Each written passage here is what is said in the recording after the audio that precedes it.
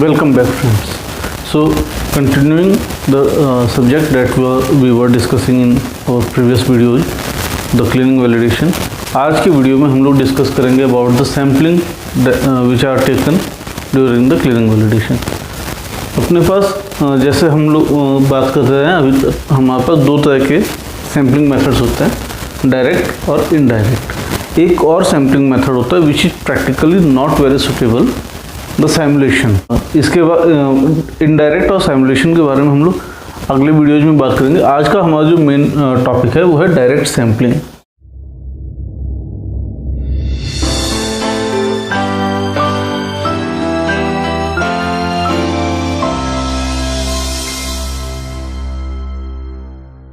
Direct sampling मतलब swab sampling. जब भी हम लोग बात करते हैं स्वैब सैम्पलिंग की, तो उसका मतलब क्या है कि हम लोग फोर्सिबली कहीं से स्वैब आउट कर रहे हैं, एक्सट्रैक्ट आउट कर रहे हैं थ्रू अप्लाइंग सम फोर्स. अब ये कैसे किया जाता है? By using some swab stick. अब ये स्वैब स्टिक कैसे होते हैं? दो तरह के होते हैं. एक होता है कॉटन बड, जो कि आप लोगों ने कई बार देखा होगा, ईयरबड्स होते हैं, उसके जैसा दिखता है, बट ये स्टीराइल होता है. एंड मैक्सिमम यूज जो इसका माइक्रो के केस में होता है. One is this plate type of flat surface swab stick, जो कि नायलॉन या नॉन स्ट्रेडिंग फाइबर का होता है. पॉलीमेरिक रेजिन फाइबर्स होते हैं इसमें. इसका मेन पर्पज क्या है? केमिकल के लिए होता है. क्यों? क्योंकि ये जो पॉलीमेरिक रेजिन होता है या फाइबर होता है, ये एक्सट्रैक्ट आउट नहीं होता, इनर्ट होते हैं और किसी भी मीडिया में सोल्यूबलाइज नहीं होते हैं, जिसकी वजह से ये बहुत ही इनर्ट है और अपने कोई पीक नहीं देते ड्यूरिंग एनालिसिस. तो अभी इसमें हमने समझा कि हमारे पास डायरेक्ट सैम्पलिंग का मतलब स्वैब सैम्पलिंग. स्वैब सैम्पलिंग का मतलब थ्रू अप्लाइंग सम फोर्स हम लोग वहाँ से इम्प्योरिटीज को या फिर रेजिड्यू को एक्सट्रैक्ट आउट करते हैं. अब इसका प्रोसेस क्या है? सबसे पहले हम लोग बात करेंगे इसमें प्रोसेस की, देन एडवांटेज डिसएडवांटेजेस की, then do's don'ts, media and then recovery. अब प्रोसेस बात समझिए. सबसे पहले आपको समझना पड़ेगा कि हमें स्वैबिंग करनी कहाँ से है, यानी कि स्वैब लोकेशंस क्या होते हैं. तो swab locations company to company vary करते हैं. कई कंपनीज जो है 10x10 रखते हैं, 10 सेंटीमीटर बाई 10 सेंटीमीटर, मतलब 100 सेंटीमीटर स्क्वायर. कुछ कंपनी 25 सेंटीमीटर स्क्वायर का मापदंड रखते हैं, मतलब 5 सेंटीमीटर इंटू 5 सेंटीमीटर. प्रैक्टिकली ये फिजिबल है, ज़्यादा सुटेबल है और इजी टू परफॉर्म है. Reason 100 centimetre square. कई बार इक्विपमेंट सरफेस इतना बड़ा होता ही नहीं है कि हम लोग वहाँ से 100 सेंटीमीटर स्क्वायर एक्स्ट्रा पे से स्वैब कर पाएँ. बट 5x5 एक ऐसा मेथड है या एक ऐसी स्वैब लोकेशंस है जो कि प्रैक्टिकली बहुत ज़्यादा ईजीली अवेलेबल हो जाता है. इवन पाइप्स में भी अगर कोई 2 इंच पाइप है या 3 इंच पाइप है तो हम वहाँ से भी एक्सट्रैक्ट आउट कर सकते हैं स्वैब सैम्पलिंग. हाँ, ज़्यादा नैरो होगी तो वहाँ से प्रॉब्लम होगी. तो अब इसमें प्रोसेस क्या है? सबसे पहले हमने स्वैब लोकेशंस को आइडेंटिफाई किया. जैसे 5 सेंटीमीटर बाई 5 सेंटीमीटर हम लोगों ने इक्विपमेंट सरफेस पे आइडेंटिफाई के लिए कहाँ से हमें लेना है. तो हम लोग सबसे एक बार पहले हॉरिजॉन्टली स्वैबिंग करेंगे. पूरे 5x5 को एक इमेजिनरी 5x5 का लेके हम लोग सैम्पलिंग करते हैं. कुछ कंपनी जिसके लिए डाइज बना कर रखती हैं, एसएस की होती हैं, टेफ्लॉन की होती हैं या नायलॉन की होती हैं, जो कि इनर्ट होती हैं, या सिलिकॉन की होती हैं, ये इनर्ट होती हैं.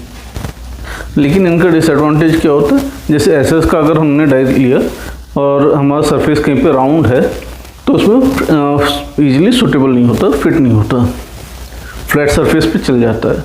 बट जैसे सिलिकॉन का हो या फिर टेफ्लॉन का होता है तो वो ईजिली यूज हो जाता है. अब किन सरफेसेस से लेना चाहिए? ये उन सरफेसेस से लेते हैं हम लोग जो कि प्रोडक्ट के कांटेक्ट में आते हैं. वो चाहे एसएस हो, चाहे टेफ्लॉन हो, चाहे एल्युमिनियम हो, चाहे ब्रास हो, चाहे सिलिकॉन हो. ऐसे सरफेस जो प्रोडक्ट के डायरेक्ट कांटेक्ट में आते हैं, वहाँ से हमें स्वैब सैम्पलिंग लेनी होती है. दूसरा इसमें क्या है? एक बार जैसे हमने हॉरिजॉन्टली ले लिया, देन अगेन अब जैसे ही फ्लैट सरफेस है तो एक सरफेस से इस तरह हमने करके हॉरिजॉन्टली ले लिया, देन इस सरफेस को चेंज करके हम लोग वर्टिकली लेते हैं. इसके पीछे क्या है कि जो हमने जैसे एक फेस पे हमने सैम्पलिंग ले ली, अगर हम लोग उसी से दोबारा एक्सट्रैक्ट आउट करेंगे तो देयर इज ए प्रोबेबिलिटी कि वो अपने रेजिड्यूज को वापस इक्विपमेंट पे छोड़ दे। इसलिए इसे रोटेट करके हम लोग सेकंड परफॉर्म करते हैं। ये तो हमने बताया प्रोसेस का। इसमें क्या है कि अब एडवांटेजेस क्या हैं। देखिए स्वैप सैम्पलिंग क्योंकि हम फोर्सिबली करते हैं तो बहुत ज़्यादा चांस है कि वहाँ से रेजिड्यूज को एक्सट्रैक्ट आउट कर पाए। दूसरा, हम लोगों का क्योंकि सरफेस एरिया बहुत छोटा रिक्वायरमेंट है तो हम लोग ईजिली परफॉर्म कर सकते हैं। तीसरा, क्योंकि ये केमिकल और माइक्रो दोनों के लिए फिजिबल है तो एक बहुत अच्छा मेथड है सैम्पलिंग का फॉर क्लीनिंग वैलिडेशन। लेकिन कुछ एक डिसएडवांटेजेस भी, जैसे राउंड सरफेस हो या कर्व्ड सरफेस होते हैं, बहुत ज़्यादा कर्व्ड सरफेस है तो वहाँ से हम लोग नहीं कर पाते हैं। बहुत बड़ा इक्विपमेंट है और हम लोग उसमें 1 या 2 सैम्पलिंग लोकेशन से लेते हैं तो वो पूरे इक्विपमेंट सरफेस को कवर नहीं करता, उसे रिप्रेजेंट नहीं कर पाता। थर्ड, जैसे हमने इसका मेथड लिया तो कई बार ये जो स्वैप स्टिक्स हैं इनके खुद के रेजिड्यूज में जाते हैं तो इसका भी एक डिसएडवांटेज रहता है। देन एक और है कि मान लीजिए हमने 25 सेंटीमीटर स्क्वायर का ले भी लिया सरफेस, मिल भी गया, लेकिन ये हर इक्विपमेंट का या हर कंपोनेंट के लिए फिजिबल नहीं होता। कुछ इक्विपमेंट्स इतने छोटे होते हैं, कुछ या उनके कंपोनेंट्स इतने छोटे होते हैं कि हम लोग उसमें नहीं कर पाते हैं। जैसे टैबलेट कंप्रेशन मशीन पे जो डाइज या पंचेज हैं उनमें हम 25 सेंटीमीटर स्क्वायर सरफेस एरिया नहीं कैलकुलेट कर पाते। तो उस केस में हम लोग क्या करते हैं कि जैसे एक डाई का हमने ले लिया या एक पंच का ले लिया, मान लीजिए एक पंच का 1 सेंटीमीटर स्क्वायर है तो हम लोग 25 पंचेज पे परफॉर्म करते हैं। और कई बार ऐसा होता है कि टोटली 25 पंचेज लगे हैं, मतलब सारे के सारे पंच कवर हो गए। उसके बाद डाइज की सरफेस इतनी राउंड होती है कि उसमें आपका ये स्वैप स्टिक जा ही नहीं पाता। माइक्रो का तो एक बार को चला जाए क्योंकि कॉटन बड है, लेकिन ये इजीली जा नहीं पाता। तीसरा, जैसे फोर्स फीडर होता है तो फोर्स फीडर की सरफेस ऐसी नहीं होती कि बहुत इजीली हम उस पर से स्वैप ले पाएँ। कुछ मतलब फ्लैट सरफेस होती है, कुछ कर्व्ड सरफेस होती हैं तो वहाँ पे हम नहीं कह पाते 25 सेंटीमीटर हम कैसे लेंगे। ये इसके कुछ डिसएडवांटेजेस हैं। Then dos and don'ts. अब डूज एंड डोंट्स में जब बात करेंगे तो सबसे पहले तो डूज में क्या आएगा कि कुछ एक ऐसी चीज़ें हैं जो हमें पहले से करके रखनी चाहिए। जैसे हमें इक्विपमेंट सरफेस एरिया का एग्जैक्ट पता होना चाहिए कि कौन कौन से सरफेस हैं, कहाँ से हमें सैम्पलिंग लेनी है। जैसे ग्लास है, एसएस है या ब्रास है, एल्युमिनियम है, टेफ्लॉन है, सिलिकॉन है, जो भी है। एसएस में भी एसएस 316 है, 304 है या 304L है। हर चीज़ हमें आइडेंटिफाई करके रखनी होती। दूसरा, हमारे पास ये डाइज परफेक्टली फिट होनी चाहिए। ये हमारे पास रूज हैं, हमें आइडेंटिफाई होना चाहिए कि कहाँ से हमें सैम्पलिंग लेनी है। इक्विपमेंट सरफेस का भी पता होना चाहिए, उस इक्विपमेंट सरफेस पे कहाँ से सैम्पलिंग लेनी है वो भी हमें आइडेंटिफाई होकर रखना होता है। पहले से हम लोगों को इसकी तैयारी करके रखनी होती है, मीडिया वगैरह सब फिल करके रखना होता है इन द स्वैप ट्यूब्स। एक डोंट्स में ये आता है कि क्या हमें नहीं करना होता। देखिए, एक ही सरफेस पॉइंट से हम लोग मल्टीपल सैम्पलिंग नहीं कर सकते हैं। कैसा? मान लीजिए मेरा ये एक पॉइंट है, यहाँ से मैंने एक बार सैम्पलिंग कर ली माइक्रो के लिए, देन मैं केमिकल के लिए भी अगर करने की सोचूं तो मुझे यहाँ से नहीं करना है, इसके नेबरिंग पॉइंट से करना होता है। एक और चीज़, हमेशा माइक्रो की सैम्पलिंग पहले होती है, देन केमिकल की होती है। तो एक ही सरफेस पॉइंट से मैं बार बार सैम्पलिंग नहीं कर सकता। अगर कोई ऐसा सरफेस है जो थोड़ा डीप है, ये जहाँ पे ऑक्सीजन की कमी हो सकती है, तो वहाँ पे हमें उसी हिसाब से प्रिकॉशंस लेके चलने होते हैं। अब इसमें मीडिया की बात हम लोग कर रहे हैं, तो मीडिया क्या है? Media is the solvent in which we are taking the swab samples. अब इसका क्या मतलब है? जैसे स्वैप सैंपल के लिए मीडिया हमें ना वो रखना होता है जिसमें हमारा जो रेजिड्यू है वो इजीली सोल्यूबलाइज हो सके। जैसे पैरासीटामोल हो सकता है इथेनॉल में सोल्यूबल हो, या मेटफॉर्मिन वाटर में सोल्यूबल है, या कुछ एक प्रोडक्ट ऐसे हैं जो कि बफर्स में सोल्यूबल होते हैं। तो हमें वही मीडिया लेके चलना होता है जिसमें हमारा रेजिड्यू इजीली सॉल्युबल हो। रीजन, क्योंकि अगर उसमें सॉल्युबल ही नहीं है तो अगर हमने एक्सट्रैक्ट आउट कर भी लिया तो क्योंकि वो सॉल्युबलाइज नहीं होगा तो हमारे पास फॉल्स रीडिंग आती है। अब इसका क्या मतलब है, मीडिया हमेशा वो रखना है जिसमें हमारा जो प्रोडक्ट है, प्रीवियस प्रोडक्ट जिसकी हमें एनालिसिस करनी है, वो इजीली सॉल्युबल हो। तो इसके लिए परफेक्ट रहता है जो भी आपका HPLC या फिर क्रोमेटोग्राफिक मेथड है, उसमें जो डाइल्यूएंट यूज किया जाता है, चाहे वो बफर हो, चाहे वो कोई सॉल्वेंट हो, चाहे वाटर हो, वही हम लोग हमेशा एज ए मीडिया यूज करते हैं।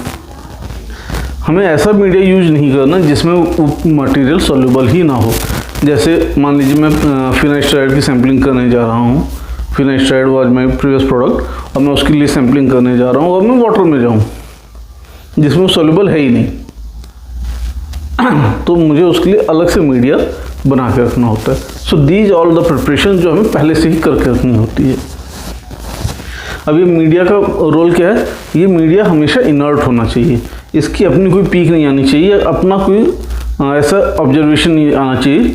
कई बार पता चला हमने उसमें ऐसा मीडिया ले लिया जिसकी अलग से पीक आ रही है तो वो एक फॉल्स रीडिंग दे सकता है। इन दैट केस हमेशा जो है हमें, देखिए HPLC एनालिसिस में एक बेसलाइन होती है, क्रोमेटोग्राफिक एनालिसिस में एक बेसलाइन होती है, जिसमें एक होता है हमारा जो मीडिया चलना है जिसे हम लोग सॉल्वेंट फेज कहते हैं। सॉल्वेंट फेज का एक इनिशियल बेसलाइन होती है, देन एक डाइल्यूएंट के साथ बेसलाइन करी जाती है, फिर एक प्लेसिबो बनाई जाती है। प्लेसिबो में क्या रहता है कि ये जो स्वैब है स्टिक, इसके साथ एक बेसलाइन करी जाती है, क्योंकि हो सकता है ये स्वैब का भी कोई ऑब्जर्वेशन आ जाए, कोई पीक आ रही हो, तो इसके साथ भी हमें उसको करके चलना चाहिए।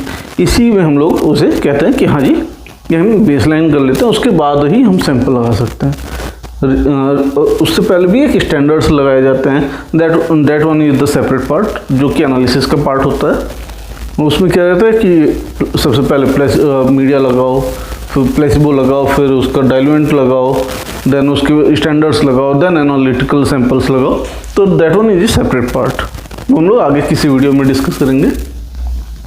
यहाँ पे हमें क्या है कि इस मीडिया का रोल इतना क्रिटिकल इसलिए हो जाता है क्योंकि ये हमें यूज करना है in the chromatographic methods analysis. अच्छा, इसमें एक चीज़ और है, अल्ट्रा UV स्पेक्ट्रोफोटोमीटर से की गई एनालिसिस इतनी ज़्यादा सूटेबल नहीं होती, इसीलिए हम लोगों को उसका, क्योंकि that one is not is stability indicating a same method, but अगर हमारे पास उसका कोई AMV या उसके कोई हमारे पास एविडेंसेस हैं available that it is suitable for that analysis, जैसे मेटफॉर्मिन के लिए UV से ही किया जाता है। लेकिन अगर मैं कहूँ कि कोई और प्रोडक्ट है जिसका मेथड मैं UV पे डेवलप करना चाह रहा हूँ, तो उसके लिए हमें बहुत ज़्यादा मतलब रेशनलाइज करना होता है, जस्टिफिकेशंस बनाने पर।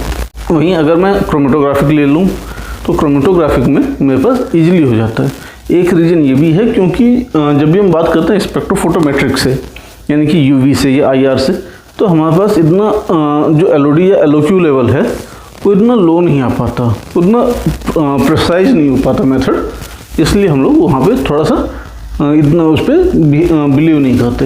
लेकिन क्रोमेटोग्राफिक मेथड्स थोड़े प्रिसाइज होते हैं, एक्यूरेसी रहती है उनमें, इसलिए हम लोग उन पर ज़्यादा फोकस करते हैं। अब लास्ट चीज़ है रिकवरी।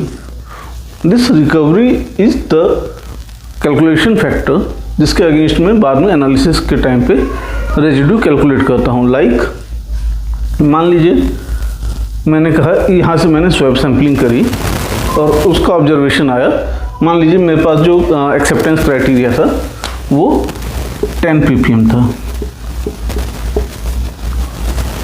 और जब मैंने स्वैब सैम्पलिंग करी तो उसकी ऑब्जर्वेशन आई 9 ppm। ये ऑब्जर्वेशन उस सैंपल की है, लेकिन अगर रिकवरी फैक्टर मेरा 50% है तो ये इंडिकेट करता है कि ये जो 9 है is only the 50% of the residues available on that surface. इसका क्या मतलब कि जब भी मैं कैलकुलेशन करूँगा तो 9 × 100 divided by factor 50, this one is the recovery factor. तो ये क्या दिखाएगा 18। It means at that equipment surface total residue जो अवेलेबल है वो 18 ppm है, which is more than the 10 ppm जो कि मेरा एक्सेप्टेंस क्राइटेरिया है। वो सैंपल फेल हो जाता है। तो हमें वहाँ पे अपना एनालिटिकल मेथड या तो डेवलप करना है, या फिर हमें अपने ये जो क्लीनिंग मेथड्स है इसको और रिजिड बनाना है, इसको और रोबस्ट बनाना है। वन मोर थिंग, ये रिकवरी फैक्टर इंडिकेट करता है, जैसे मैंने कहा कि कैसे कैलकुलेट किया जाता है, पहले वो मैं आपको बता देता हूँ। कोई भी इक्विपमेंट सरफेस, कुछ भी सरफेस एरिया ले लीजिए आप, उसको कॉन्टामिनेट किया जाता है एक इंटेंडेड रेजिड्यूज से। मान लीजिए उस पर मैंने 100 ppm का कॉन्टामिनेशन प्लेस किया, ये नोन वैल्यू है। अब ये इक्विपमेंट सरफेस है, इस पे मैंने 100 ppm रेजिड्यू डाल दिया। अब इस 100 ppm से फिर मैं जब स्वैप सैम्पलिंग करूँगा, फैक्टर मुझे सॉल्यूशन में आएगा, कुछ हो सकता है यहीं पे रह जाए। अब मुझे ये कैलकुलेट करना है कि मेरा जो स्वैप सैम्पलिंग है, मेरा जो सैम्पलिंग का मेथड है, वो कितने % तक यहाँ से कॉन्टामिनेशन को एक्सट्रैक्ट आउट कर लेगा, रेजिड्यूज को एक्सट्रैक्ट आउट कर लेगा। तो जो मेरा स्वैप सैंपल है उसकी मैं एनालिसिस कराता हूँ। अब क्योंकि इंटेंडेड है, मैंने पहले से 100 ppm डाल रखा है, नॉन वैल्यू है, और मैं जब सैंपल का एनालिसिस करता हूँ, मान लीजिए उस पे से मुझे 50 ppm एक्सट्रैक्ट आउट हो गया, इट मीन्स मेरे जो सैम्पलिंग का है वो ओनली 50% की रिकवरी है।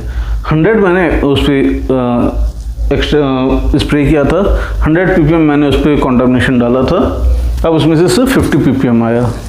अब इसे कैसे किया जाता है कि जो 100 ppm जो सोल्यूशन है या 100 ppm जो कॉन्टामिनेशन है, नॉन रेजिड्यू है, इसको किसी ऑर्गेनिक सॉल्वेंट में डाला जाता है, और उस सॉल्वेंट को, उस सॉल्यूशन को देन उस सरफेस पे, वो सरफेस कोई सा भी हो सकता है, glass, steel, silicon, Teflon, brass, aluminium, कुछ भी हो सकता है, उस पर स्प्रे आउट किया जाता है और उसको ड्राई होने दिया जाता है कि ये ड्राई हो जाए।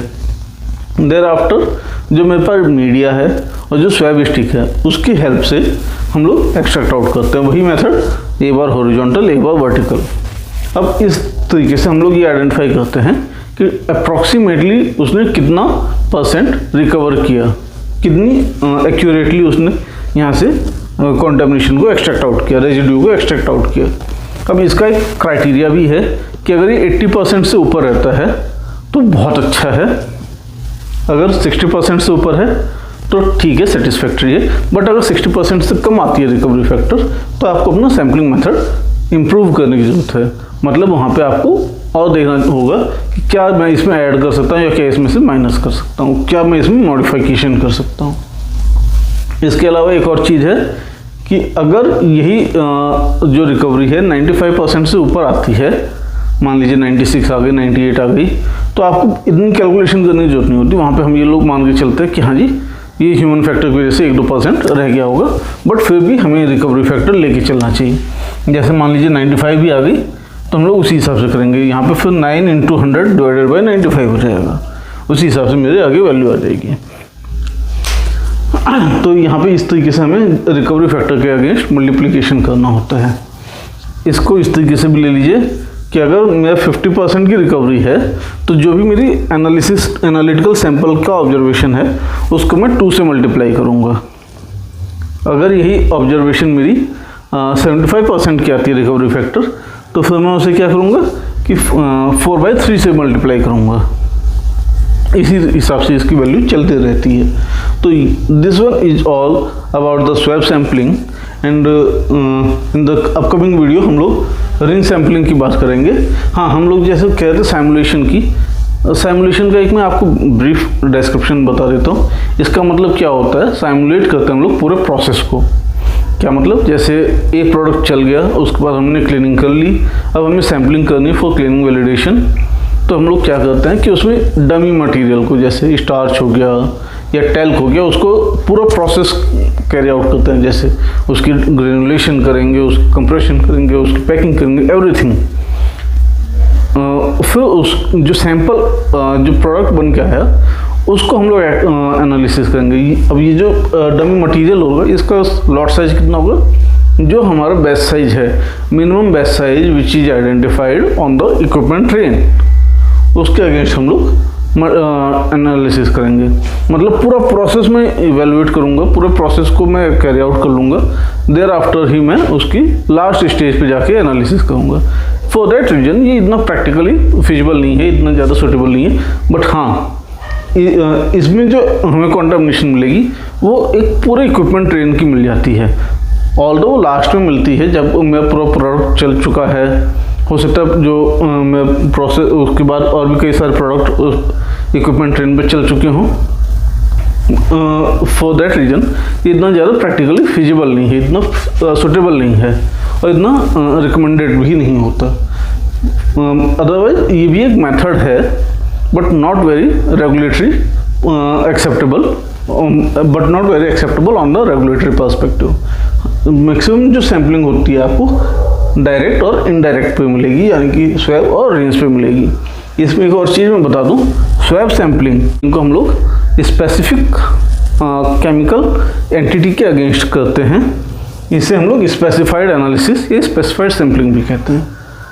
इनडायरेक्ट को हम लोग आमतौर पे अनस्पेसिफिक एनालिसिस के लिए यूज किया जाता है, मतलब इसका सैंपल हम लोग जो है इस तरीके से क्रोमेटोग्राफिक में भी यूज कर सकते हैं, बट ज़्यादा प्रेफर कहाँ पे किया जाता है जहाँ पे हमें कंडक्टिविटी निकालनी है, पीएच निकालनी है या माइक्रो इवेल्युएशन करना है, वहाँ पे हम लोग ज़्यादा यूज करते हैं। या सिंपली हमें यूवी पे एक रेंज सैंपल तरीके से उसे यूवी स्पेक्ट्रम में रन करके देखना है, हाँ जी कोई पीक आ रही है कि नहीं आ रही है, यानी कि अनस्पेसिफाइड एनालिसिस कराते हैं। तो उस केस में हम लोग रेंज सैम्पलिंग कराते हैं, स्पेसिफाइड के केस में मैक्सिमम केस में हम लोग स्वैब सैम्पलिंग कराते हैं। एक ये भी है क्योंकि अब हर मेथड के अपने डिसएडवांटेजेस हैं और कुछ एक एडवांटेजेस हैं, इसीलिए किसी एक मेथड से करी गई एनालिसिस या क्लिनिकल वैलिडेशन एक्टिविटी एक्सेप्टेबल नहीं होती। मतलब अगर हम लोग दोनों का मेथड लेके कंटिन्यू करते हैं तो उससे जो डाटा जनरेट होता है उसे ही हम लोग एक्सेप्ट करते हैं। विद दैट नोट, अगर आपको ये वीडियो अच्छा लगे तो प्लीज़ लाइक करिए, दोस्तों के साथ शेयर करिए। नॉलेज को शेयर करने से बढ़ती है, तो इसे शेयर भी करिए और चैनल को सब्सक्राइब करिए। And then thank you, Radhe Radhe.